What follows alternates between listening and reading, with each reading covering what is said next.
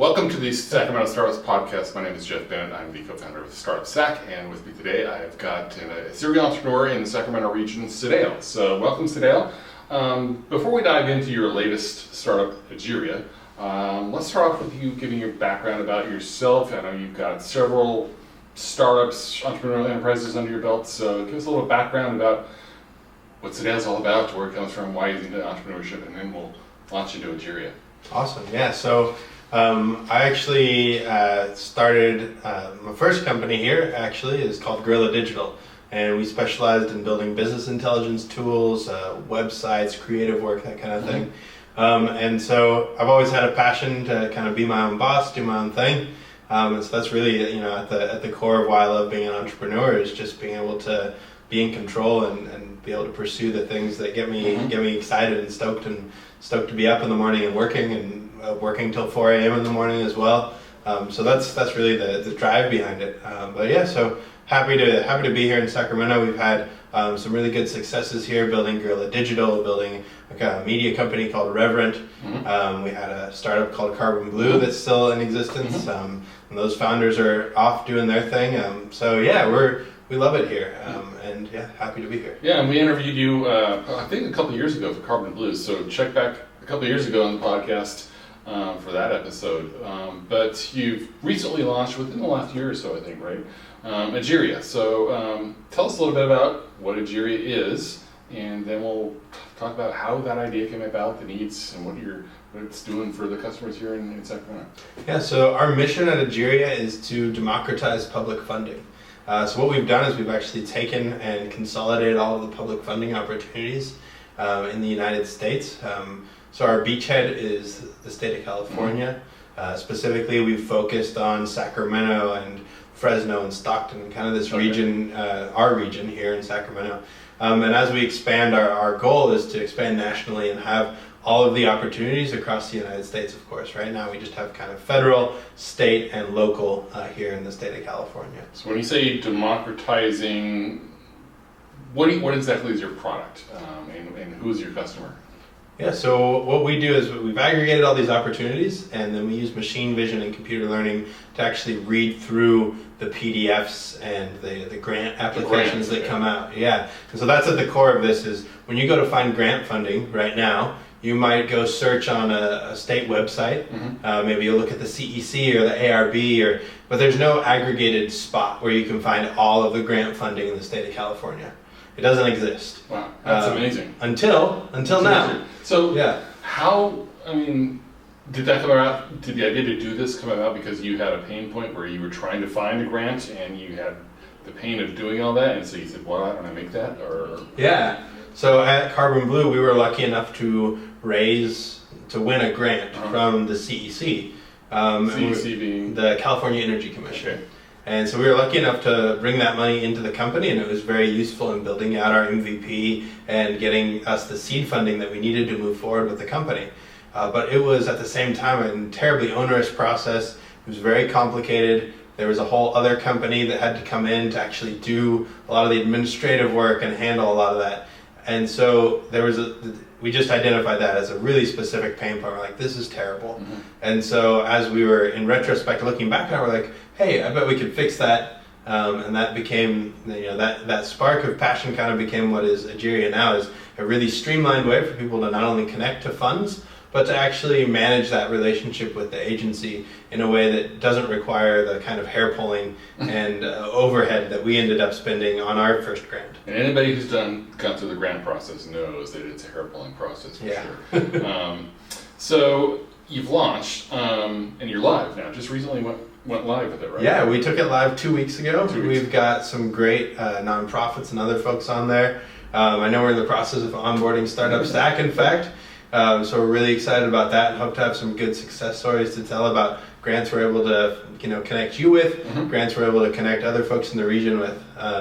And something that's really exciting that we're stoked about is we have decided within our pricing model that any nonprofit with an annual budget under $10 million can be onboarded and use the platform for free and have access to the services that we provide. Okay. So walk us through maybe a little bit of a scenario, a use case scenario, how a local nonprofit or maybe a startup that's in a civic tech or gov tech or clean tech space might use Egeria to look for, find, and manage a grant?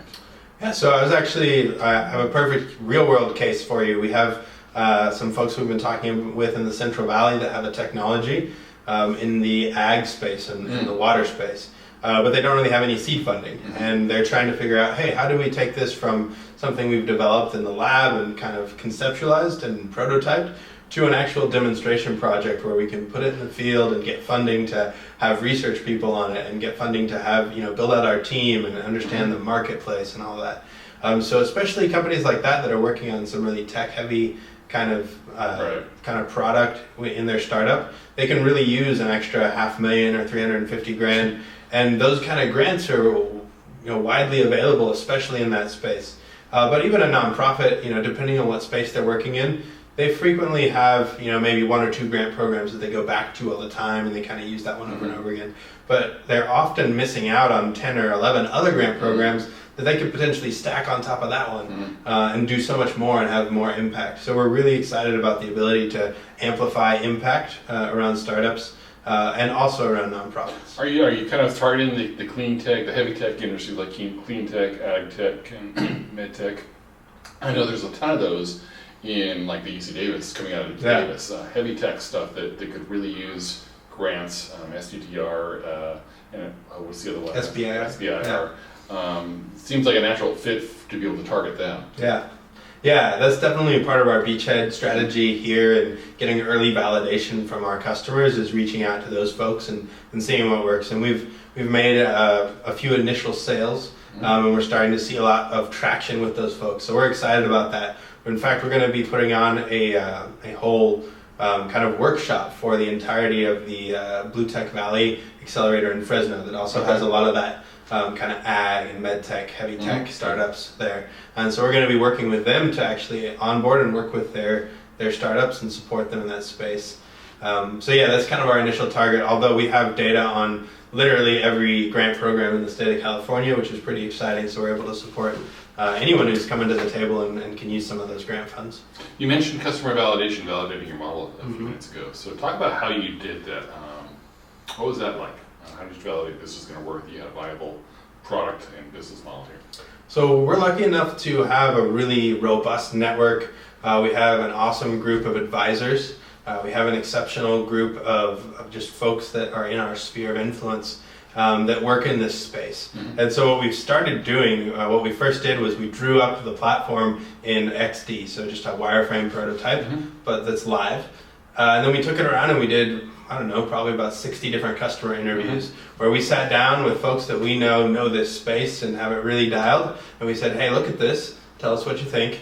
And they gave us all kinds of good feedback. Was that mostly UI, UX feedback or the whole concept? It's the whole concept. And so one of the unique things that we're able to do in Adobe XD, which is a great tool if you're a startup, by the way, is to actually make it live so they can actually click on buttons and understand functionality and flow, and they can literally kind of go through the process of onboarding and signing up and using it, quote unquote. And so that's what we're able to do with these customer interviews. Is we went around and did that for literally 2 months. That's all I did, was meet with people and talk about the platform. And it was great. We got all kinds of different feedback. We got a lot of traction, and lots of those folks are our early customers because they've built that relationship early on with us, and we're able to say, hey, this is something that's valuable to you, how do we make it better? And they were able to give us feedback, and that's still the process we're going through in our beta, is getting more feedback from users and streamlining things.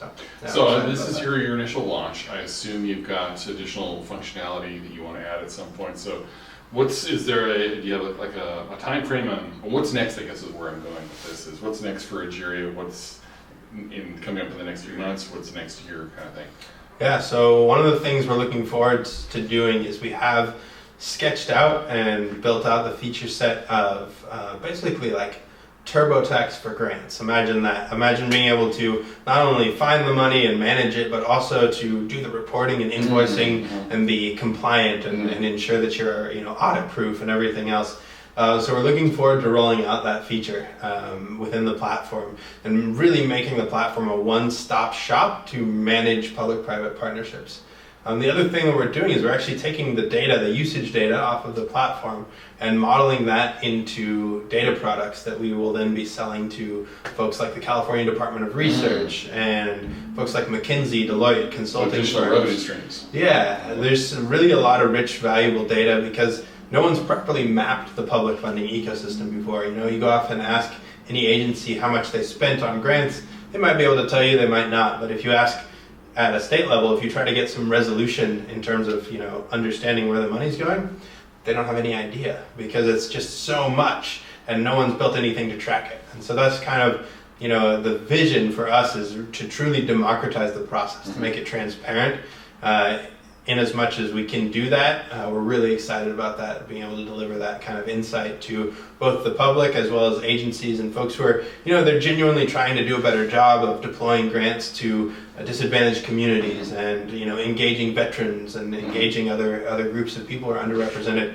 But typically, a lot of the agencies just don't have the resources, they don't have the tools to do it. And so this is hopefully that platform for them.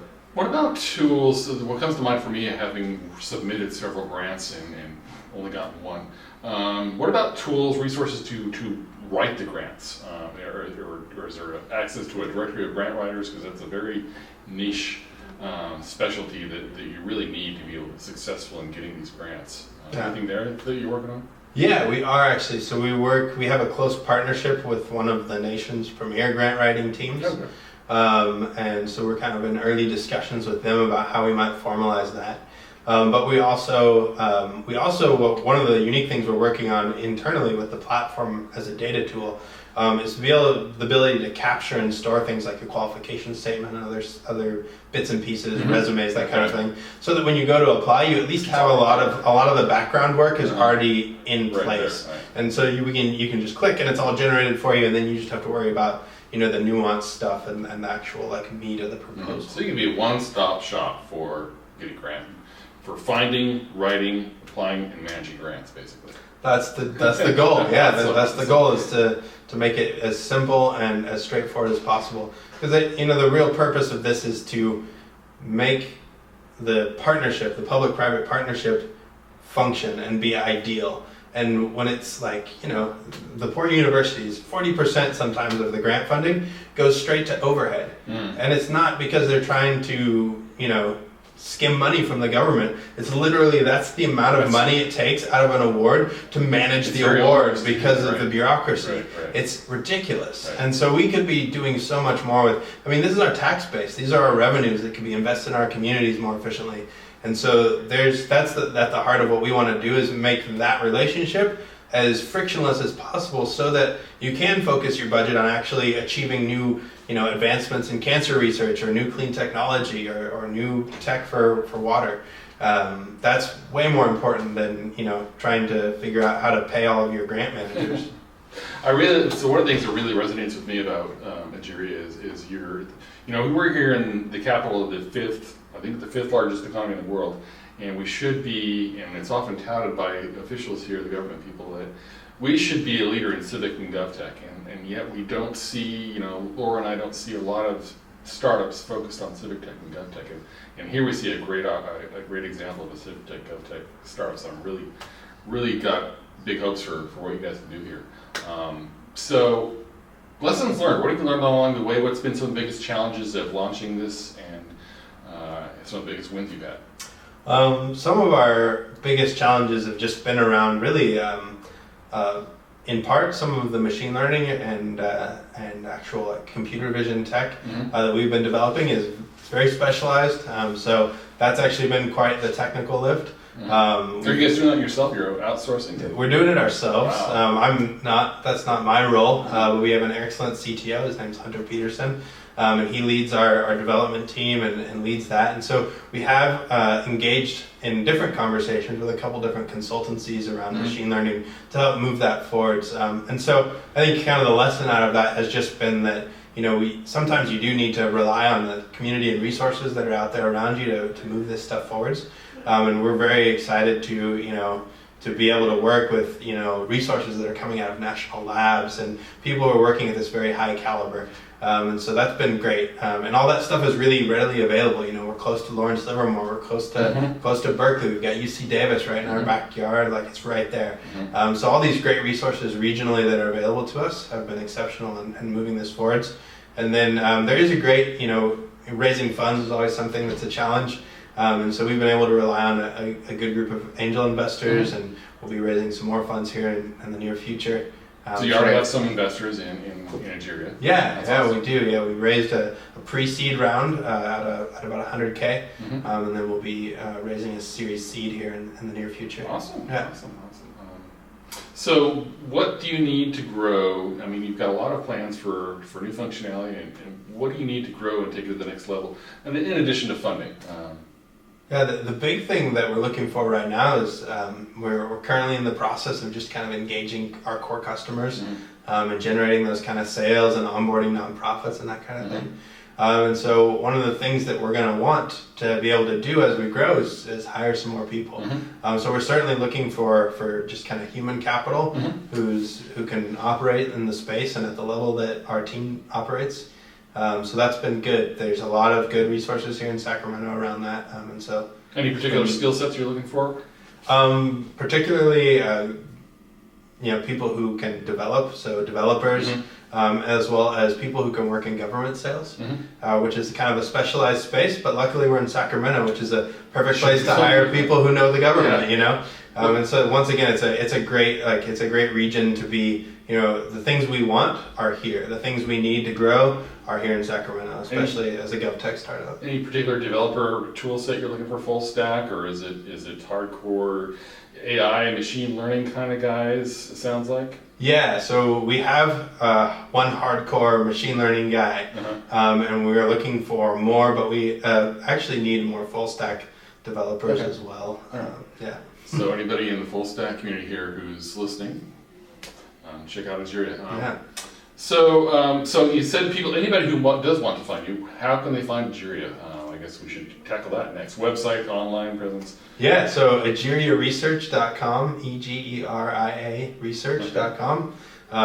Go there, sign up, and we'd be happy to get started with you. If you happen to find me on LinkedIn, just look for Sedale Turbovsky in the Sacramento area. And I'd love to connect. If you happen to be a startup founder, there's a specific onboarding tool within our platform for you. Right now we don't have it kind of exposed to the world, so just send me a message and we'll be happy to work with you there. But yeah, that's how to find us. Very cool. Yeah. So part of finding you too is you're working out of a new co-working space here in Folsom, Granite City Coworking. Tell me a little bit about what this startup scene has been, because you've got some startups here in under your belt. What is the Sacramento startup scene like? What do we need? What are we doing well? And what are we lacking? Yeah, that's a good question. It's what I typically ask most people, yeah. One of the best things I think about, Granite City Coworking, for example, here in Folsom, is a great example of just how supportive everyone is here in Sacramento. When you're just starting a new business, there's a lot of really talented people in the area.